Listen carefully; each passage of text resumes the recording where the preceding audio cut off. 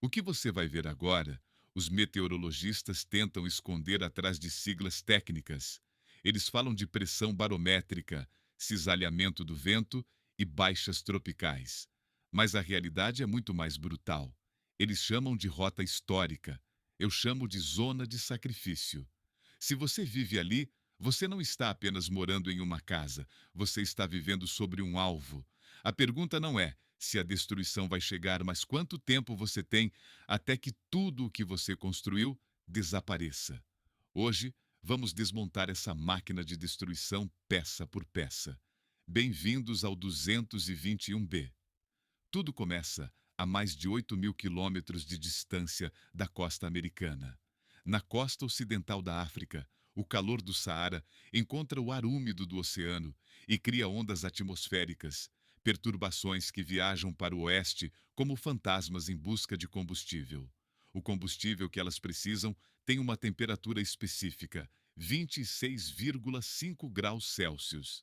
Esse é o limiar. Abaixo disso, a perturbação se dissolve. Acima, ela come.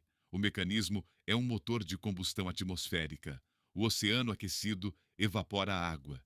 Esse vapor sobe. Ao subir, libera calor, que aquece mais ar, que sobe mais rápido, que cria uma área de baixa pressão ainda mais intensa na base. O ar ao redor corre para preencher esse vácuo. E aqui entra a rotação da Terra. O efeito Coriolis desvia esse ar em espiral, criando o giro característico que todo furacão tem. O resultado é um sistema que se alimenta a si mesmo. Enquanto houver água quente embaixo, ele não para, ele cresce. Mas por que os EUA e não o Pacífico, que também tem oceano quente? A diferença é geográfica e é definitiva. O Pacífico é vasto e aberto. As tempestades têm espaço para se dispersar, para encontrar água mais fria, para perder força antes de chegar à Terra. O Atlântico Norte é um corredor. E esse corredor tem uma saída, as Américas. A geometria do oceano funciona como um funil que direciona a energia atmosférica diretamente para a costa leste dos Estados Unidos e para o Golfo do México. Não é azar, é geografia. E a geografia não muda. Se o Atlântico é a fábrica, o Golfo do México é o forno de reaquecimento. O Golfo é uma bacia semifechada e relativamente rasa. Isso significa que o Sol aquece a coluna de água inteira, não só a superfície. Enquanto no oceano aberto, uma tempestade pode expor água mais fria ao misturar as camadas, no Golfo, ela encontra calor em profundidade. Não há fuga, não há água fria esperando embaixo para desacelerar o sistema. Existe um fenômeno que os meteorologistas chamam de intensificação rápida. A definição técnica é uma queda de pelo menos 35 milibares de pressão em 24 horas. Na prática, significa isso. Você acorda de manhã com uma tempestade que os noticiários chamam de preocupante. Você vai dormir à noite com um furacão de categoria 4 a 300 quilômetros da sua costa. Essa janela de 12 a 18 horas entre o alerta e o impacto é insuficiente para a evacuação em massa de zonas costeiras densamente habitadas. E o Golfo do México é o ambiente onde a intensificação rápida acontece com mais frequência no mundo. Desde o furacão Katrina, em 2005, os Estados Unidos investiram dezenas de bilhões de dólares em infraestrutura de proteção costeira. Nova Orleans recebeu um sistema de diques avaliado em 14 bilhões de dólares. Miami reforçou barreiras de contenção. Houston expandiu canais de drenagem e a intensificação rápida continuou acontecendo. Os furacões continuaram chegando. A questão que os engenheiros respondem em conferências técnicas e raramente em entrevistas é esta: estamos construindo proteção contra os furacões do passado. Os furacões do futuro estão sendo treinados com um oceano mais quente. Mas como uma tempestade que nasce na costa da África atravessa mais de 8.000 quilômetros sem se dissolver? A resposta é uma esteira que existe há séculos, os ventos alísios. São correntes de vento que sopram de forma constante de leste para oeste na faixa tropical. Navegadores os usavam para cruzar o Atlântico antes de existir motor a vapor. Furacões os usam hoje para cruzar o oceano sem gastar energia. É transporte gratuito. Uma tempestade embarcada nos Alísios pode percorrer centenas de quilômetros por dia, enquanto o oceano quente embaixo a mantém alimentada. E aqui está a pergunta que o público brasileiro inevitavelmente faz: por que o Brasil não sofre com isso? A resposta tem duas camadas. A primeira é oceanográfica. O Atlântico Sul tem um processo chamado ressurgência. Água fria das profundezas sobe naturalmente para a superfície ao longo de boa parte da costa. Isso mantém a temperatura superficial abaixo do limiar de 26,5 graus necessário para a formação e manutenção de furacões. A segunda é dinâmica. Os ventos alísios no Atlântico Sul sopram na direção oposta, de sudeste para noroeste, o que empurra eventuais perturbações para longe da costa brasileira, não em direção a ela. O Brasil tem dois escudos simultâneos: água fria, vento errado para o furacão. Mas existe uma exceção que vale mencionar, porque ela confirma exatamente o que estamos dizendo.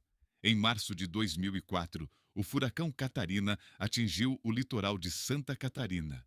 Foi o primeiro furacão do Atlântico Sul registrado na história moderna. O que tornou isso possível?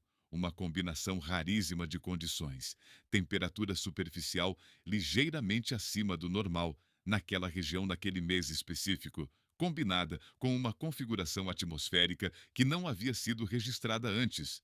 Foi uma anomalia que levou décadas para se repetir. E os meteorologistas não previram com antecedência suficiente, porque o modelo climático não contemplava essa possibilidade. Os escudos existem, mas escudos têm brechas.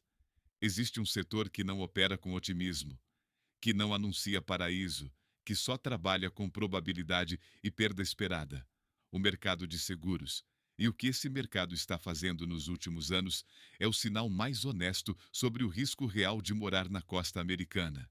Entre 2022 e 2024, algumas das maiores seguradoras dos Estados Unidos, State Farm, Allstate, Farmers, anunciaram que não renovariam apólices em zonas costeiras da Flórida e da Califórnia. Não aumentaram os preços, simplesmente saíram.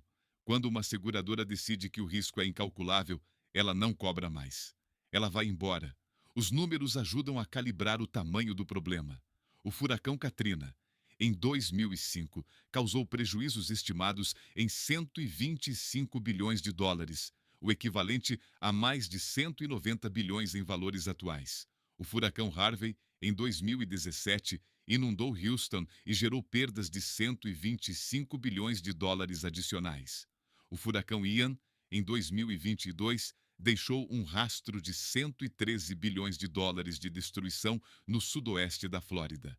Três eventos. Em menos de 20 anos, mais de 400 bilhões de dólares em perdas. E as cidades reconstruídas estão no mesmo lugar. Existe um conceito emergindo nos debates de política pública americana chamado Retreating from the Coast, recuo costeiro. A ideia é que algumas regiões simplesmente não podem ser reconstruídas indefinidamente, que em algum momento a matemática da destruição supera a matemática da reconstrução. Até agora, nenhum governo estadual ou federal adotou oficialmente essa posição. Reconstruir é sempre a resposta política mais fácil. Mas os economistas que estudam risco climático estão cada vez mais diretos.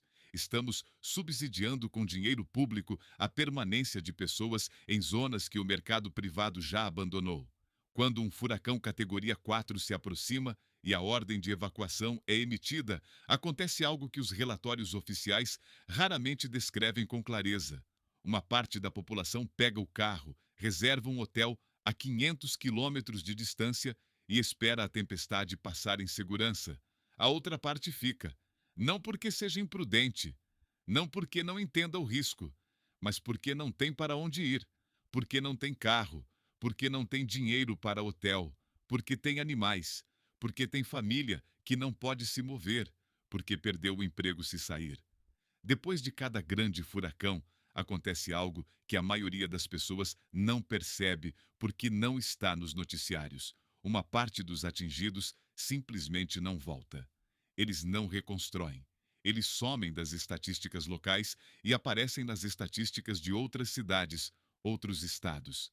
Depois do Katrina, New Orleans perdeu permanentemente cerca de 100 mil residentes. Depois do Ian, municípios do sudoeste da Flórida registraram queda consistente de população. Essa migração silenciosa é a forma mais honesta que as pessoas têm de votar com os pés sobre onde é seguro viver. Mas aqui está a ironia, que complica tudo. Enquanto moradores de longa data abandonam as zonas costeiras após furacões, outra onda de pessoas chega, atraídas pelos preços de imóveis temporariamente baixos, pela beleza que ainda existe, pelo clima que, fora da temporada de furacões, continua sendo extraordinário. O resultado é uma rotação constante de população nas zonas de maior risco. Quem sai conhece o custo. Quem chega ainda vai aprender. E o ciclo se repete.